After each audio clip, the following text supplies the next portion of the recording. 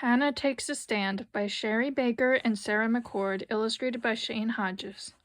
I am reading this to make this a little more accessible for people who cannot read the print book.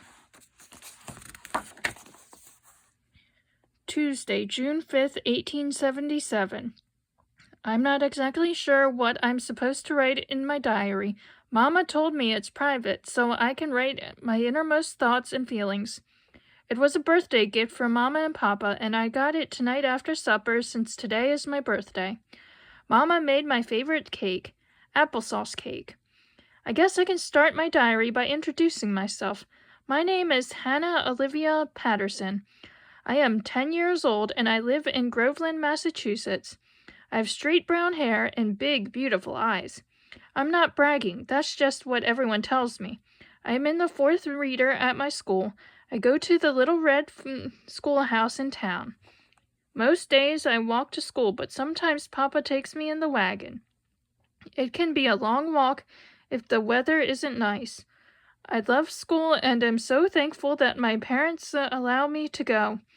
Many children don't get to go to school, especially girls. There are a lot of farms around here, so most children have to stay at home and work on the family farm. We don't have a big farm to manage, so my help is not needed as much. My papa manages a dairy farm, and the house we live in is on the same property. We rent our home from Mr. Jones, who owns the dairy farm. He scares me because he is always yelling at someone or at the animals and cursing and slamming doors and things.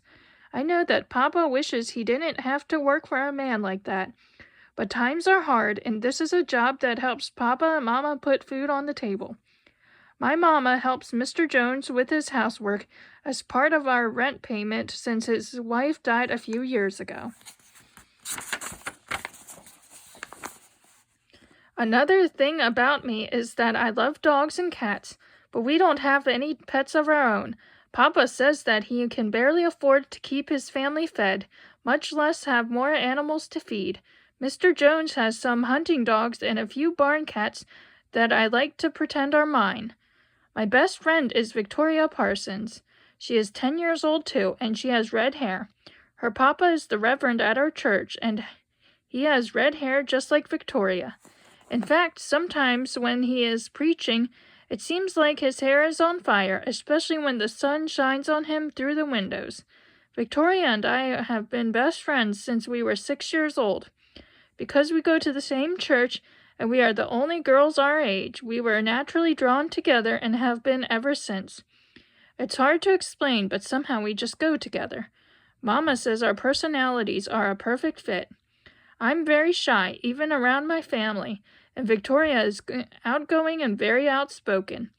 I tend to let her do all the talking for me when I'm at school or at church.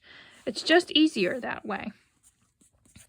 I have an older brother named Johnny, who is 12 years old. He talks a lot too, so I guess I'm just used to letting other people talk for me. I used to have a younger brother named Peter, but when he was 3 years old, he died of pneumonia. Mama and Papa don't talk about him much because it's too painful. I miss him so much. He would have been 6 now if he were still living. Every once in a while I notice that Mama looks like she had been crying. I always go and give her a hug, but I don't ask any questions. Well, I guess I better get to bed before Mama tells me to put out the light. Good night. Wednesday, June 6, 1877. I don't know if I will be able to write in here every day, but since I have the time today, I am going to. This diary will be ever so delightful to come back and read some day when I am grown. I wonder if I will stay shy my whole life. I just absolutely cannot imagine ever getting married. I think that I shall stay single, but then would I live with Mama and Papa my whole life? Most women are wives and mothers, but if they are single, they have to work. The only proper jobs I know of that single women do is teach school or be a seamstress. I could never get up in front of a classroom full of students and teach.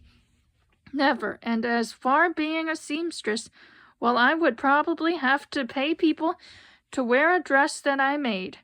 I dislike sewing, and my stitching is terribly uneven, but I do it because I have to. I had a pretty good day at school today. It's not nice having all the big boys at school. They are all needed for spring planting on the farms right now. Papa told Johnny tonight that he may have to stay home from school some too, because Mr. Jones wants his help plowing the fields. Sometimes I feel like Mama and Papa are Mr. Jones' slaves the way he treats them. If I weren't so shy, I might just go up to Mr. Jones and tell him how mean I think he is. It's like he owns my parents and can order them around to do anything he wants. At school, Victoria and I are getting to sit together now. Miss Eden puts us together because she was trying to separate some other students who were talking too much.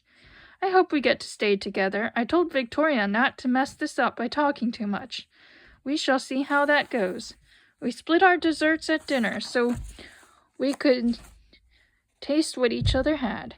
She had strawberry pie, and it was ever so delicious. I gave her half of my gingerbread cookie.